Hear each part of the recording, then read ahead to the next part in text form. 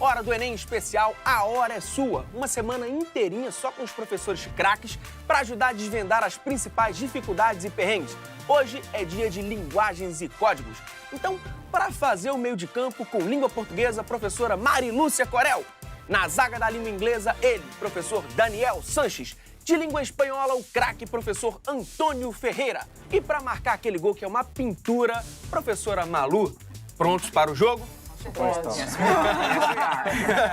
Então, roda a vinheta!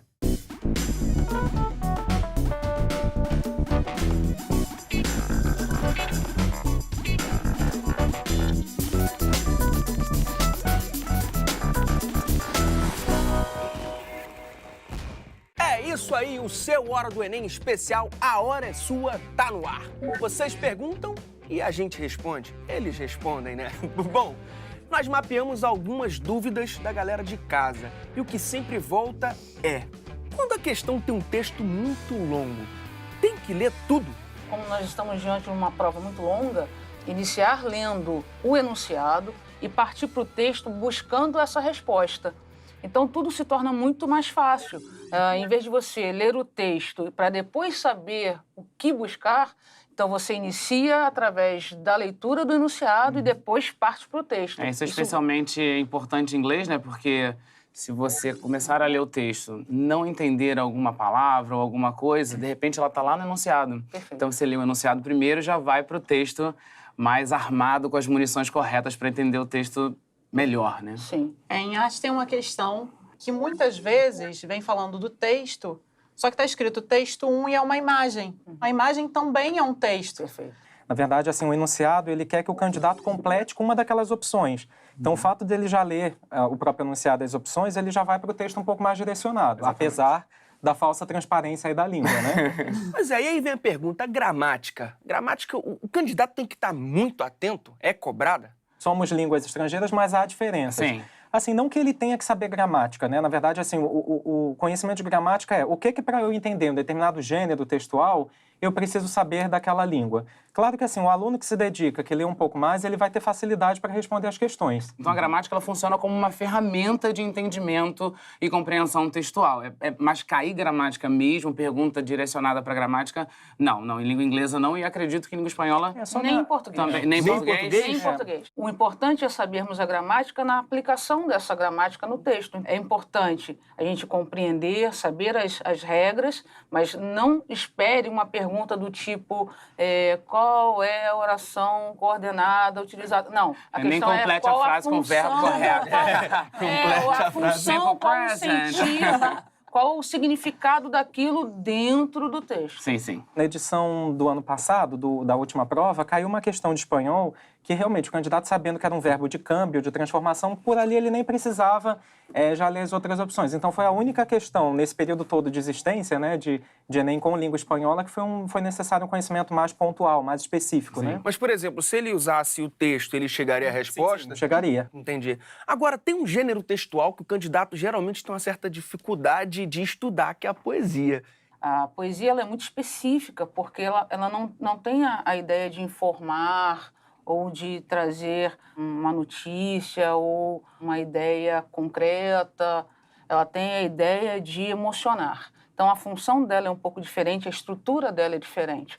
Porque ele brinca com as palavras, ele usa muito de metáfora, ele inverte a ordem. Então, nem sempre é fácil entender por conta da característica da estruturação da poesia. E esse medo é maior, né, no caso da língua inglesa, porque você imagina toda essa estrutura diferente colocada com um idioma que não tem nada, não vou dizer nada, mas é muito menos transparente do que é o espanhol. Então, pelo que a minha memória me diz, caíram três até hoje. Uma do Robert Frost, né, que era bem curtinha, no pedacinho, né, The Road Not Taken. Caiu uma sobre o enaltecimento, né, de culturas nativas norte-americanas. Então, assim, é possível? Cai. Sim, mas nunca se apresentou com uma linguagem muito complicada, não. Então, assim, acho que as pessoas podem se acalmar um pouquinho em relação ao peso de linguagem, né? Que palavras podem surgir. Mas, sim, tem que ter cuidado com a estrutura mesmo e com o objetivo textual da poesia. Diferente do que o professor Daniel colocou, de espanhol, assim, de 2012 para cá, em todas as edições tem poema. Olha aí. Né? Mas, assim, eu acho que a dica que eu dou é tentar se aproximar também a esse gênero através de música, do gênero canção, que é um gênero que também está em verso, Sim. em estrofe, tem Perfeito. rima, tem melodia, todos gostam, escutamos música, né, diariamente. Canção já cai bastante, já em inglês. Já cai. mesmo. E o interessante em inglês é que não é uma canção pela canção somente, não. Ela sempre tem algum objetivo aí. Sempre tem um objetivo. Em artes, a gente pode falar da poesia concreta. Sim, perfeito. Né? Então, como o Enem ele gosta de movimentos mais modernos, ele tem uma pegada brasileira, a poesia concreta é o que vai juntar a poesia com a estrutura. A forma é importante para a poesia concreta. Como as palavras vão aparecer, a estruturação, o desenho do texto Perfeito. mesmo, ele é interessante. Então, como o Enem está sempre ligado em movimentos mais novos, mais recentes, falar de poesia concreta, dar uma olhada em poesia concreta é interessante para o aluno.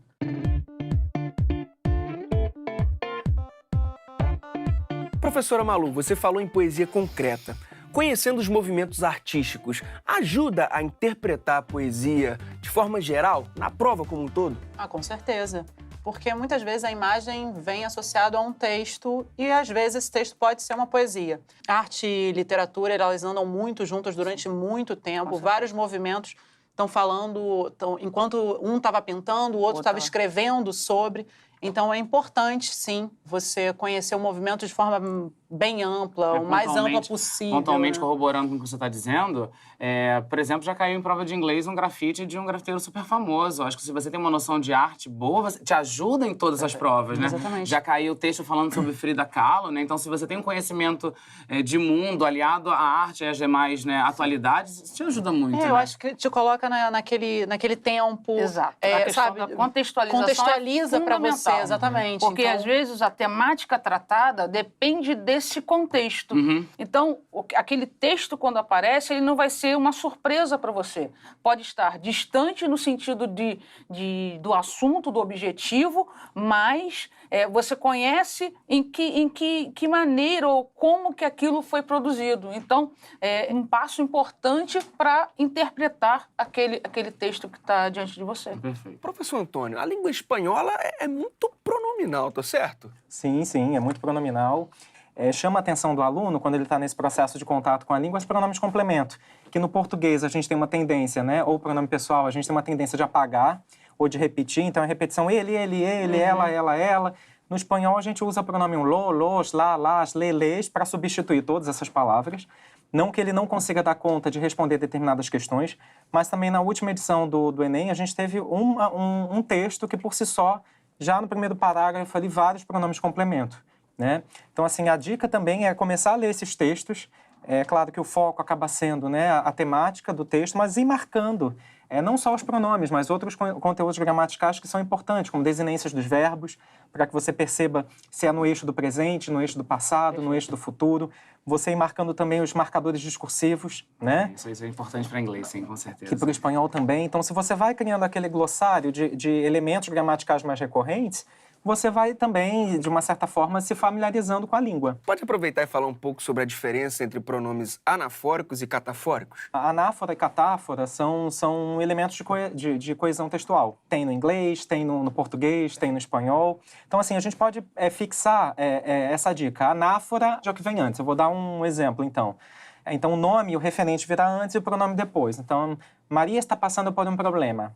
Ella es luchadora. Então, esse ella está resgatando esse nome principal. Então, é o que vem antes. Já os termos catafóricos são aqueles que vêm depois. Pode estar fora do texto ou bem depois de uma informação. Então, vou dar só um exemplo pontual. Le dije a Pedro. Assim, o le está antes, só que esse le está fazendo referência ao nome que veio depois, né? Mas é importante perceber que a catáfora e a anáfora não acontece só com pronome, acontece também com advérbio. Me iré a México. Allá haré um curso de espanhol. Então, este allá, que é um advérbio, está fazendo referência a esse nome. E já em língua inglesa, professor? É um pouquinho mais simples do que o espanhol, né? É uma língua mais simples, sem dúvida, tá? Inglês é uma língua estruturalmente muito mais simples, mas sim, funciona como elemento, né, de coesão. Como você tem aqui da Frida, lá embaixo, falar the artist, né? E esse artista ser, exatamente, falar dela, E então, dessa maneira, como elemento de coesão, de entendimento e compreensão do texto, sem dúvida, a questão da anáfora e da catáfora é assim. Em inglês, a questão de desinência, ou ela é não existente ou ela é mais simples. Então, você tem que analisar o eixo verbal normalmente pelos verbos auxiliares, né? Do, does, did, will, would, por aí vai. Mas no verbo mesmo você tem poucas mudanças, não é que não haja. Mas é bem mais simples de você perceber o eixo temporal do que no espanhol e em português também.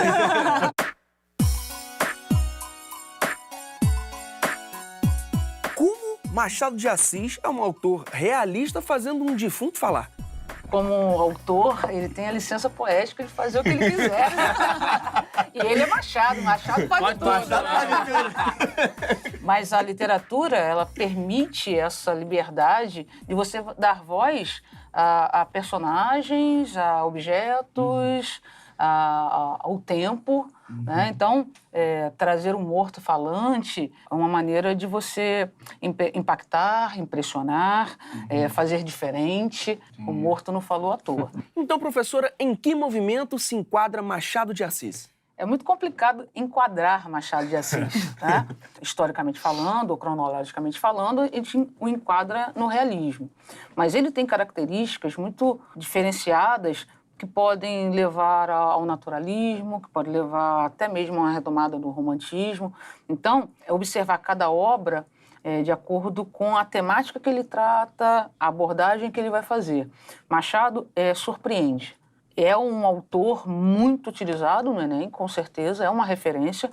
E aí é observar cada obra, o seu contexto, a sua maneira de lidar, mas considerando que ele se enquadra cronologicamente nessa fase do realismo. Mas o bom é ler, né? Sim. O bom é ler, né? Tá no metrô? Dá uma lida, entendeu? Pega o Machado, dá uma lida, começa entendeu? com os textos menores, Exatamente. Né? Fica mais fácil, vai para se habituar com a linguagem, depois pega um texto até maior. perceber essas nuances. Essas que você diferenças, falou, né? entendeu? Que momento ele estava falando do quê, né? Que elementos de Que elementos ele está trazendo da onde, entendeu? E você vai comparando, aí vai entendendo por que é rico, por que cai tanto. Por que pode tudo, como você disse. Exatamente. Bom, em 2018, a gente comemora aí 90 anos do Manifesto Antropófago. E aí já é uma conversa sem fim entre língua portuguesa e artes, né? Com certeza. É uma dobradinha boa. A Tarsila, quando ela volta da Europa, e aí vai se juntar com o Oswald e outros também, né, que é conhecido o Grupo dos Cinco, mas depois ela casa com o Oswald e vão criando os movimentos. Então, ela primeiro cria o Pau-Brasil, e aí ela vai se inspirar na estética que vem de fora, que é na estética cubista, e vai falar das cidades, das fábricas, que tem essa influência do futurismo. Perfeito. No texto do Oswald. E aí eles saem em viagem pelo Brasil, e aí é onde vai surgir o antropofágico, o movimento antropofágico. Oswald escrevendo e ela pintando. E a estética é uma estética que vai estar mais perto do surrealismo, né? Uma estética onírica. E ela vai falar muito da nossa cultura, né? Vai retomar essas lendas indígenas e tudo mais. O Oswald vai dizer que a gente pode aproveitar o que vem de fora, mas que a gente que não venha enlatado, que a gente não fique com um pensamento enlatado do que vem de fora. Perfeito. Que a gente tenha um olhar crítico para a cultura externa, mas que a gente aprenda a valorizar O nosso. Perfeito. E aí ela vai, a maioria dos quadros dessa fase, né? Que é até uma fase bem curtinha, né? Ela vai de 28 a 30, depois eles vão se ligar em coisas mais sociais, mais políticas. Os quadros, a maioria tem nome indígena, então é o Abaporu, é o Urutu, são coisas assim que é essa valorização do nosso, que é esse nosso resgate, que é uma coisa que eles vêm falando desde a semana de 22. Sim. A semana de 22 já tenta surgir com essa proposta de brasileiro e, ao mesmo tempo, influenciado pela cultura europeia. 2018, um ano cheio de eventos, né, comemorações. São 50 anos de lançamento de duas músicas dos Beatles. Sim. Hey Jude e Revolution. Revolution. Vale a pena a gente ficar atento, dar uma lida nessas letras? Então, vale sim. Na verdade, vale a pena ficar atento a toda música que traz consigo alguma informação relevante ao que a gente vive hoje. Hey Jude não diria que seria uma aposta muito grande por ser uma música mais sentimental. Já o Revolution é uma música que mostra insatisfação com aquilo que se vive, né? E o que mais existe nesse momento se não insatisfação com o momento em que a gente vive, né? E várias questões do Enem trouxeram músicas com essa temática, né? Uma música como War, né? Como Masters of War, né? Do Bob Dylan, do Bob Marley, eram músicas que comentavam a guerra por interesses econômicos, né? A guerra por diferenças de classes sociais. Você tem músicas como do Paul McCartney, já que a gente está falando, né? Dos Beatles, né? Que foi o Ebony and Ivory, né, que vinha falando sobre respeito étnico. Então, assim, vale a pena ficar prestando atenção em qualquer tipo de música, qualquer tipo de canção que traga consigo alguma informação relevante ao que está acontecendo com a gente. Então, Revolution é uma aposta interessante. Assim. É que nem o texto do Machado, né, gente? Só no metrô. Uma música boa, né? Uma música boa.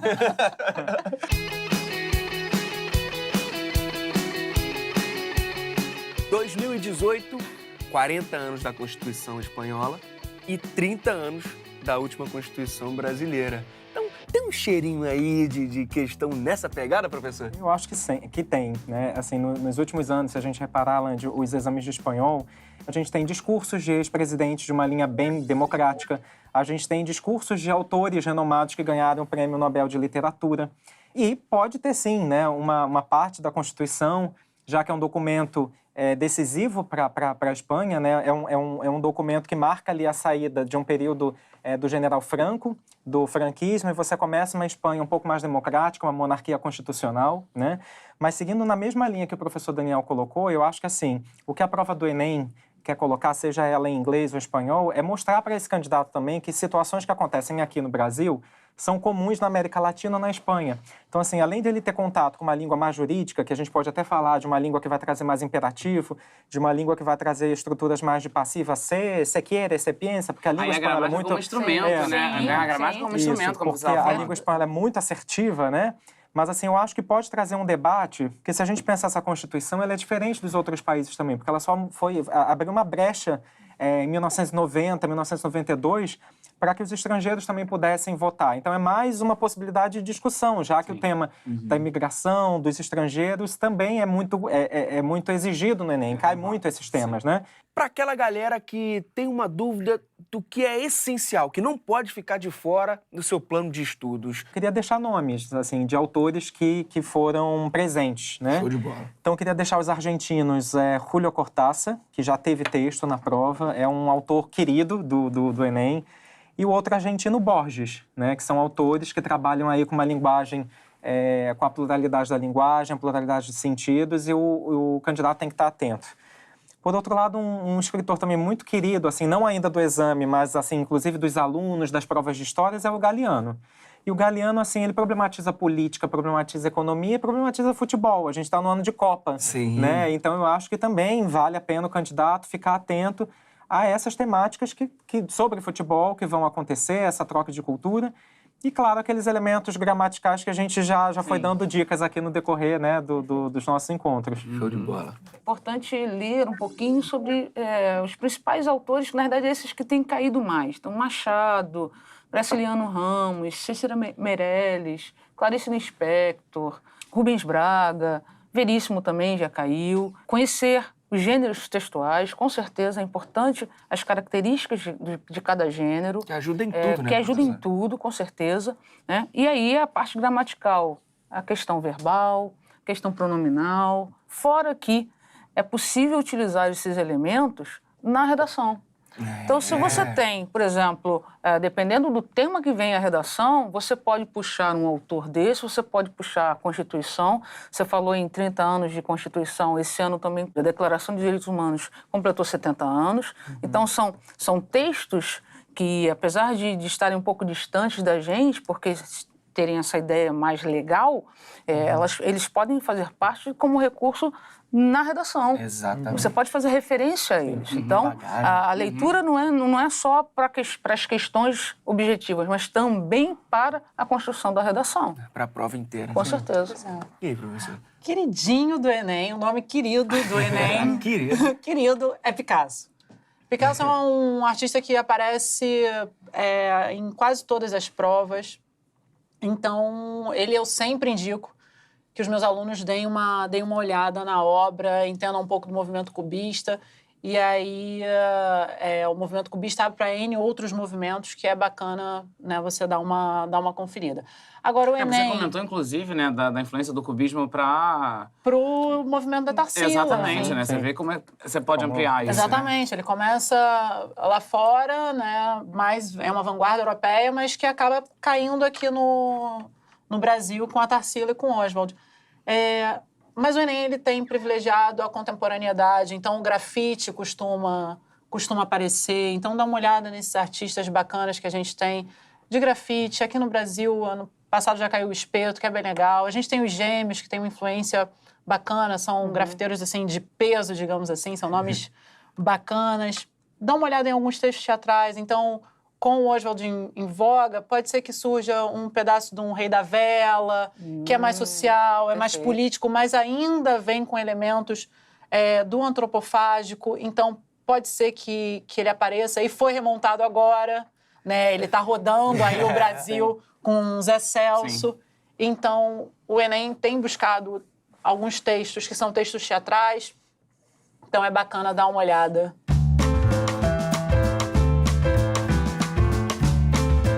Inglês, professor. Bem, já para inglês eu vou... Todo mundo acha que coloca língua estrangeira, né, no mesmo pacote, a prova de língua estrangeira é uma só, né? Não, né? O professor Antônio falou sobre a questão dos autores, né? A professora Mari também veio falando de autores. Em inglês, isso não é uma característica muito forte, né? Você focar em autores. O que o inglês tem de interessante é trazer figuras de relevância. E o que eu quero dizer com isso? Ele já trouxe questão que fala da Frida Kahlo, trouxe questão que falou do Steve Jobs, trouxe questão, né, que falou sobre J.K. Rowling, né? Traz músicas de artistas de renome, né? Coldplay, Paul McCartney, Bob Marley. Então, se você presta atenção nesses artistas ou nessas pessoas de relevância, né, como Steve Jobs, na questão da tecnologia, você está mais preparado, mais pronto para ler melhor. Bem, se vem um texto do Steve Jobs, eu sei quem é ele. Se vem um texto falando sobre a J.K. Rowling, eu sei quem é ela. Isso te deixa mais próximo do texto, te contextualiza. As palavras ficam mais fáceis de serem compreendidas. Isso é um ponto. Gramática como instrumento, tá? O professor Antônio falou sobre a questão de marcadores de discurso, né? Para manter aquela coesão textual. Isso é muito importante em língua inglesa, né? Os detalhezinhos dos falsos cognatos, essas coisas que podem atrapalhar um pouco a leitura. E eu vou pegar um pouco de carona aqui na Malu, prazer. Malu. Eu ia falar professora de arte. A gente já tá no final. A gente já tá no final do programa, Malu. Prazer. Pegar carona na Malu, grafite cai. Grafite cai em inglês, imagem cai em inglês. Então, assim, movimentos artísticos, espanhol também, movimentos artísticos. Mas se eu tivesse que escolher um gênero ou um tipo textual, prestem muita atenção em textos jornalísticos, artigos de jornal, news report, tudo isso vem muito. É o texto que mais cai no Enem, são de inglês, né? São textos que vêm trazendo alguma informação do que acontece no mundo, tecnológico, social, político, informativo, e são os textos que são mais compridos, com mais palavras desconhecidas, em que a língua inglesa pesa um pouco mais. E dica de inglês é sempre se expor à língua o máximo que você puder. Põe a língua inglesa, acho que a língua espanhola também no seu dia a dia, que você absorve mais vocabulário e você fica mais pronto para a prova. E, como disse a Malu, no metrô, escuta em música inglês. Aplicativos, segue as páginas dos jornais no Instagram. Exato. Coloca isso no seu dia a dia. Mas isso é útil, né? Seu tempo vago, digamos assim, né? Já que vestibulando tem todos os tempos ocupados. Pega esse empenho para introduzir esses elementos de língua portuguesa, de arte, de espanhol, né? Fim de jogo, agradeço aos nossos jogadores. Foi um ótimo jogo, ganhamos de goleada. Queria agradecer a cada um de vocês. Muito obrigado mesmo pela presença. E você aí de casa já percebeu, né? Todo mundo fez aqui um meio de campo, lançou na área, você tá lá, só matar no peito e tirar do goleiro. Golaço. Beleza? Amanhã a gente volta com mais um especial A Hora é Sua, só que amanhã falando de ciências da natureza. Beleza? Então, sempre que tiver dúvidas, manda pra gente lá nas nossas redes sociais. E até amanhã.